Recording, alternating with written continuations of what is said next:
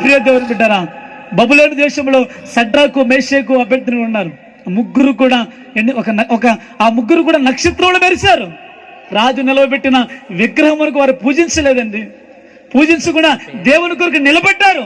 నెబుకద్నెజరుకి చాలా కోపం వచ్చేసి ఈ ముగ్గురిని తీసుకుని వెళ్ళి మండుచున్న అగ్నిగుండంలో వేసేమన్నారు. జంకారో చెప్పండి, భయపడ్డారో చెప్పండి, బెదిరిపోయారో చెప్పండి. అదే మనమైతే ఏం చేస్తాం? దేవునికి తెలియదేంటి, మన బొమ్మ దగ్గరికి వెళ్తాం అంతే, దండ పెడతాం, లోపల మాత్రం దేవుని ప్రభువా అని చెప్తామయ్యా. దేవునికి స్తోత్రం చెప్పండి గట్టిగా. ఈ మధ్యకాలంలో ఇదొకటి ఎక్కువైపోయింది, దేవునికి తెలియదేంటి, అంతా తెలుసు.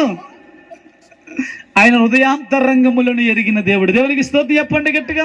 నువ్వు నిలబడే నక్షత్రాలువా, నువ్వు పడిపోయే నక్షత్రాలువా, దేవుడు చూస్తున్నాడు.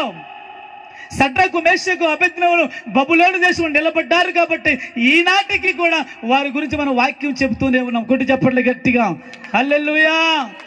ఆ రోజే వాళ్ళు ఆ బొమ్మ దగ్గరికి వెళ్ళి మొక్కారనుకోండి, ఈ రోజు వాళ్ళ కొరకు మనం చెప్పవలసిన అవసరత లేదు. దేవునికి స్తోత్రం చెప్పండి.